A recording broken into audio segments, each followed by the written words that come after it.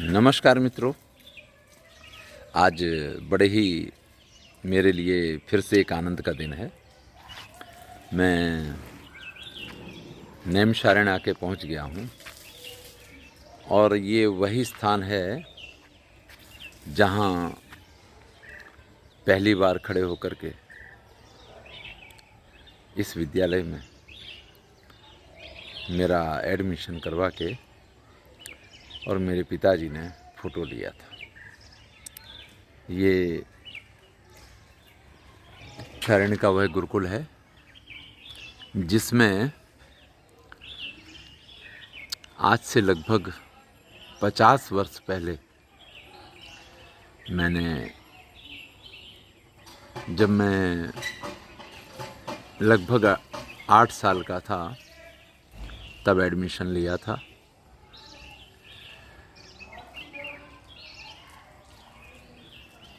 आद्य आचार्य जिनको हम गुरुदेव भगवान कहते थे, नारदानंद जी उस समय थे और वही हमारे इस अध्यात्म विद्यापीठ ब्रह्मचर्य आश्रम के कुलपति हुआ करते थे। उनके सानिध्य में यहाँ अध्ययन शुरू किया था। अभी हम देख पाएंगे किस प्रकार से विद्यार्थी, अब यह है कि समय के साथ कुछ परिवर्तन आए हैं, कुछ चीज़ें बदल गई हैं। अभी यहाँ फिर भी वही प्राकृतिक सौंदर्य, उसी प्रकार का वातावरण, ऐसे फूल पौधे सब हम देख सकते हैं। आज भी यहाँ विद्यार्थी अचला पहन के रहते हैं। इसी प्रकार से इसी ब्रह्मचर्य आश्रम में मैं भी अध्ययन किया करता था। उस समय यहाँ पे जो अभी 2 वृक्ष दिख रहे हैं बड़े, 4 वृक्ष हुआ करते थे पकड़िया के। अब तो यहाँ पे एक बरगद लगा दिया गया है। ये मौलसरी उस समय भी था, आज भी है। ये पीपल भी उस समय था जो आज भी है। बिल्डिंगें कुछ पक्की हो गई हैं। ये सभी विद्यार्थी बैठे हुए हैं। इसी प्रकार से हम भी पंगत में बैठ जाते थे और यहाँ पे हमें जलपान वगैरह मिला करता था। जब कोई बाहर से आया हुआ दाता कुछ स्पेशल जलपान जैसे समोसा है, जलेबी है, खिलाया करता था तो बड़े ही आनंद की प्राप्ति हुआ करती थी। आज सभी विद्यार्थी यहाँ बैठ चुके हैं। ऐसे अवसर पर जब तक जलपान अथवा भोजन हमारी थाली में परसा जाता था तब तक हम लोग या तो श्री कृष्ण गोविंद हरे मुरारे, हे नाथ नारायण वासुदेवा और बीच बीच में रामायण की चौपाइयाँ बोलते थे, अथवा एक साथ सभी विद्यार्थी मिलकर स्वस्ति वाचन करते थे। यह परंपरा आज भी उसी प्रकार से है।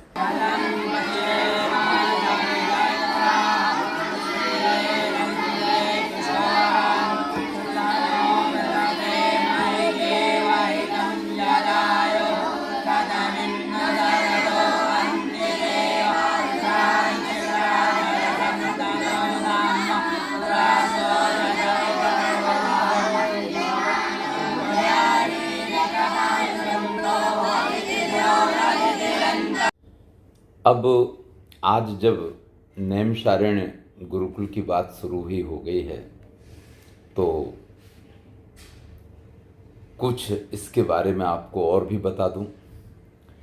ये गुरुकुल बिल्कुल सनातन धर्म की परंपरा का पालन करता है। यहाँ जो पहली दूसरी कक्षा के विद्यार्थी हैं, यानी 6-7 साल के बच्चे होते हैं, उनका भी एडमिशन हो जाता है। मैंने स्वयं 8 वर्ष की अवस्था में इस गुरुकुल में एडमिशन लिया था और उसके बाद उनको डिग्रियां तो दिलवाई जाती हैं। जो संपूर्णानंद संस्कृत विश्वविद्यालय से संबंधित प्रथमा, मध्यमा वगैरह की डिग्रियां हैं वो उनको मिलती हैं। प्राइमरी भी जो उत्तर प्रदेश बोर्ड का है वो प्राइमरी बोर्ड की डिग्रियां भी उनको मिलती हैं। डिग्रियां सभी दी जाती हैं, लेकिन जो यहाँ पे अधिक सिखाया जाता है वो है संस्कार और हमारी वैदिक संस्कृति का समादर करना। अच्छे अच्छे भागवत के वक्ता यहाँ से निकले हैं, अच्छे अच्छे जो अपने जीवन में समाज के कल्याण के लिए बड़े बड़े संत महात्मा हो गए हैं वो लोग यहाँ से निकले हैं। शंकराचार्य के पद को सुशोभित करने वाले महानुभाव भी इस विद्यालय के विद्यार्थी रहे हैं। बड़ा ही गौरवमय है इस विद्यालय का भूतकाल, लेकिन समय के साथ आज किसी भी कार्य को करने के लिए धन अत्यावश्यक हो गया। मैं वैसे अक्सर यहाँ जाया करता था, लेकिन इस बार 5 वर्ष के बाद गया। कोई अनुदान किसी सरकार से यह विद्यालय नहीं लेता है। विद्यार्थियों के पास से फीस के नाम पे इस समय 800 रुपये महीने लिए जाते हैं। इन 800 रुपये में उसका रहना, उसका खाना, उसके कपड़े, उसकी पुस्तकें, उसकी शिक्षा, सब कुछ विद्यालय करवाता है। आप कल्पना कीजिए कि 800 रुपये में किसी बालक को किस प्रकार से सारी सुविधाएं प्रदान की जा सकती हैं। लेकिन फिर भी यहाँ जो सेवाभावी लोग हैं, यहाँ के जो अध्यापक गण हैं, जो इस चीज़ की चिंता नहीं करते हैं कि उनको वेतन मिल रहा है या नहीं मिल रहा है, विद्यार्थियों को पढ़ाने में ही वो आनंद महसूस करते हैं। मैं जब पढ़ा करता था तब की स्थितियां अलग थी। विद्यार्थी भिक्षाटन के लिए जाते थे। प्रतिवर्ष कुछ विद्यार्थी कुछ क्षेत्रों में जाया करते थे और वहां से उनको उस सामाजिक व्यवस्था में अन्न इत्यादि की प्राप्ति इतनी हो जाती थी कि आश्रम के भंडार भरे रहते थे। विद्यार्थियों को जितना भोजन करना हो उसके लिए पर्याप्त मात्रा में सामग्री मिल जाया करती थी। लेकिन अब कोई माता पिता जो गुरुकुल में अपने बच्चों को पढ़ाना चाहते हैं वो गुरुकुल की पद्धतियों का अनुसरण करने को तैयार नहीं है। कोई माता पिता इसके लिए तैयार नहीं होता है कि उसके बच्चे को भिक्षा के लिए बाहर भेजा जाए।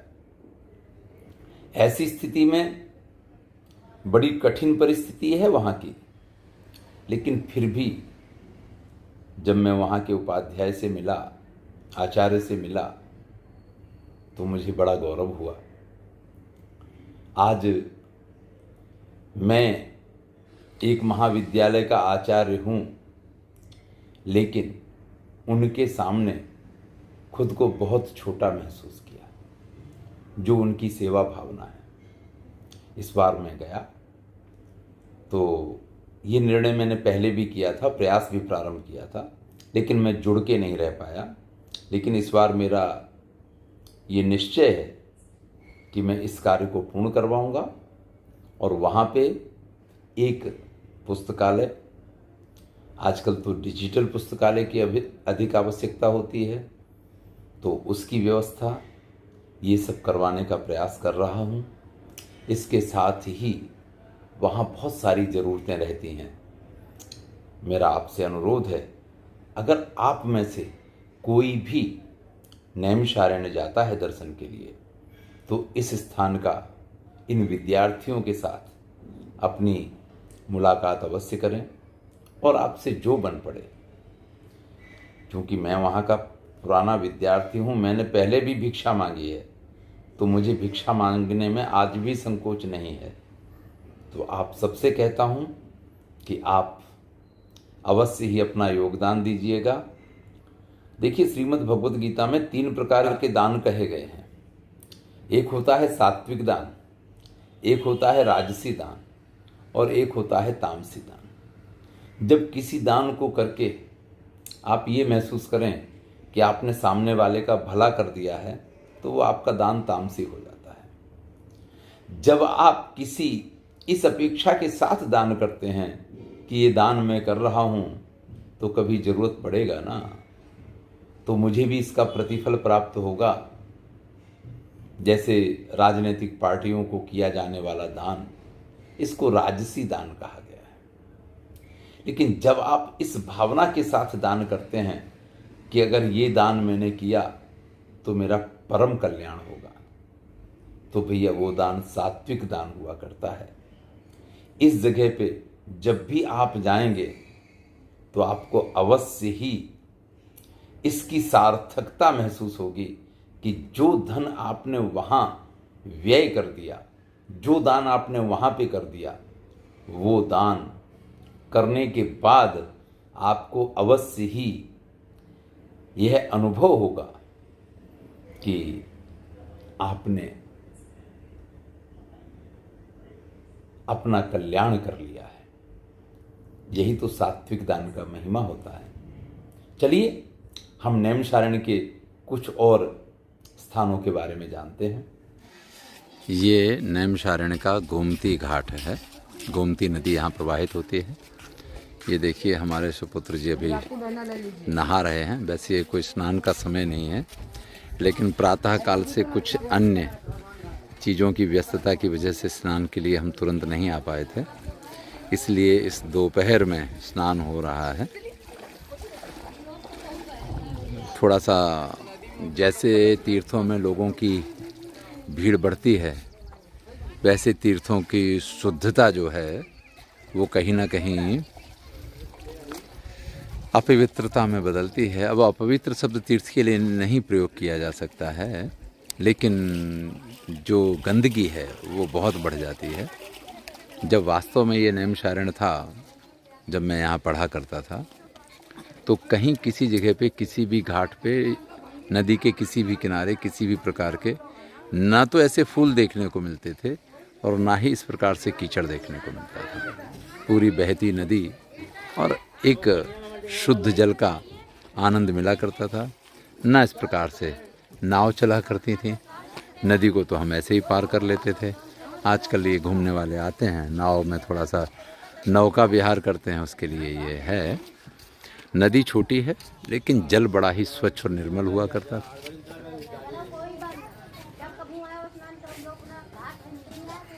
पहले यहाँ ये कुछ नहीं था, लेकिन अब ये जो है ना, पूरा यहाँ पे किनारे पे इस प्रकार से घाट बना दिए हैं, और उसके साथ ही यहाँ पे जो स्वच्छता का वातावरण होना चाहिए वो इस समय नहीं देखने को मिल पा रहा है। नैमिषारण्य का एक यह प्रसिद्ध स्थल है जिसका नाम है हनुमानगढ़ी। वैसे जब मैं छोटा था तब से ही ये मंदिर विद्यमान है। यहाँ के लिए कहा जाता है कि अहिरावण को मार के राम लक्ष्मण को अपने कंधे पे बिठा करके हनुमान जी यहाँ प्रकट हुए थे। पाताल लोक से यहीं बाहर आए थे। अभी भी उनके कंधे पे राम और लक्ष्मण की मूर्ति विद्यमान है और विशाल काय हनुमान जी की प्रतिमा है जो पाताल लोक से बाहर आ रहे हों, इस प्रकार का दृश्य है। बड़ा ही सुंदर मनोहारी दृश्य यहाँ पे देखने को मिलता है। यह है नैमिषारण्य में अगर आप आते हैं तो सबसे प्राचीन स्थलों में से एक स्थल है व्यास गद्दी। यहाँ पे ये जो आप अंदर वट वृक्ष देख रहे हैं, ये वट वृक्ष अत्यंत प्राचीन है और यहाँ इस प्रकार की मान्यता है कि महर्षि वेदव्यास जी ने नैमिषारण्य के इसी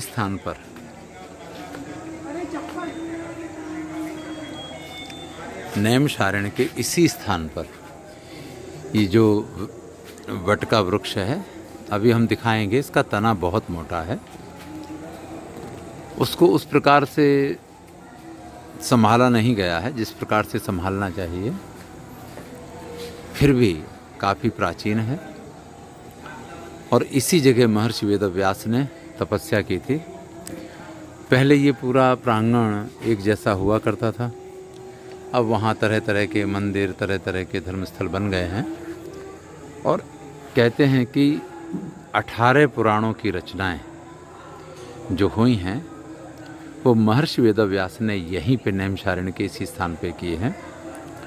या ये मान लीजिए कि उन्होंने जो 18 पुराण की रचनाएं की, सौनक जी जैसे श्रोता, 88,000 ऋषि और सूत जी जैसे वक्ता, उन्होंने यहीं से उसका प्रचार प्रसार शुरू किया। इसीलिए हम किसी भी पुराण में जब जाते हैं तो हम सुनते हैं कि नैमिषारण्य क्षेत्र में एकत्रित ऋषियों को सूत जी ये कथा सुना रहे हैं। ये वट वृक्ष है जिसका तना इतना चौड़ा है, आप ये देख सकते हैं। अधिकांशतः जो बड़े वट वृक्ष होते हैं उनकी ये जो जटाएं नीचे उतरती हैं उनको भी नीचे ज़मीन के साथ जोड़ दिया जाता है, इसलिए वो बहुत बड़े होते चले जाते हैं। लेकिन यहाँ एक ही स्थान पर, उतने ही स्थान पर उसकी जो मूल हैं वो अपने आप बढ़ते हैं, वहीं से नए मूल। तो इस वृक्ष के लिए कहा जाता है कि ये महर्षि वेदव्यास के काल का ये वट वृक्ष है। यह पुराण प्रसिद्ध चक्रतीर्थ है। मैंने इसकी कथा आपको सुनाई थी, जिसमें जब ब्रह्मा जी से ये प्रार्थना की गई कि महाराज हम सब लोग बड़े परेशान हैं, स्वयं महाराज मनु ने और 88,000 ऋषियों ने प्रार्थना की, हमें कोई ऐसा स्थान बताइए जहाँ पे हम शांति से रह कर के और अपनी सारी जो सिद्धियां हैं, अपनी जो साधनाएं हैं, उनको हम कर पाएं। तब ब्रह्मा जी ने एक चक्र वहाँ से चला दिया और ये कहा, ये चक्र जिस स्थान पे जाकर के रुक जाएगा, बस वही आपके लिए पुण्य स्थली होगी। और जो चक्र होता है उसके बाहर बाहर जो परिधि लोहे की लगी होती है उसको निमि कहा जाता है। वो निमि जिस अरण्य में आकर के रुक गई उसका नाम नैमिषारण्य हुआ। और यह वही पावन चक्र तीर्थ है जिस निमि के स्थान पर ये चक्र का निर्माण हुआ। ये इस नैमिषारण्य का सबसे प्राचीन और सबसे ज़्यादा पुण्य तीर्थ स्थल है। यहाँ बचपन में बहुत बार स्नान किया है। चूँकि यहीं बड़ा हुआ हूँ इसलिए इसका पूरा महत्व पता है। अभी तो इसमें बहुत सारे परिवर्तन आ गए हैं, क्योंकि सुरक्षा के लिए ये सारी स्टील की जालियाँ सब लग गया है। सारे सीढ़ियाँ भी बड़ी अनुकूल बन गई हैं। उस समय बहुत ऊंची ऊंची सीढ़ियाँ हुआ करती थी, लेकिन ये बीच का जो भाग है वो उसकी था पाना मुश्किल है, काफ़ी गहरा है और उसमें भी कूद के नहाने का एक अलग ही आनंद आता था। लेकिन अब ये सब समय की बातें हैं। समय के साथ हुए परिवर्तनों में यहाँ भी वही कंक्रीट का जंगल खड़ा होता चला जा रहा है। जहाँ कभी बहुत सारे वृक्ष पाए जाते थे चारों तरफ, वहाँ वृक्ष कम और ये इस प्रकार के कंक्रीट के बिल्डिंगें हमें दिखाई देती हैं, जिनमें जगह जगह पे कहीं किसी की मूर्ति स्थापित हो गई है, कहीं किसी की मूर्ति स्थापित हो गई है और सबका अपना अपना महत्व स्थापित हुआ है। इसी को कहते हैं कि तीर्थ स्थान में अगर कोई पत्थर भी रखा जाए तो वो भी पूज्य बन जाता है। यहाँ सभी लोग इस तीर्थ स्थान पे आते हैं और सबका कल्याण होता है। नैमिषारण्य में इन स्थानों के अतिरिक्त एक अत्यंत महत्वपूर्ण शक्तिपीठ जो है उसका नाम है श्री ललिता देवी मंदिर। समय अभाव के कारण मैं दर्शन के लिए तो गया, लेकिन वहाँ का वीडियो नहीं बना पाया। तो अगली बार जब आएंगे तो उस स्थान का दर्शन आपको अवश्य करवाएंगे। आज नैमिषारण्य से इतना ही।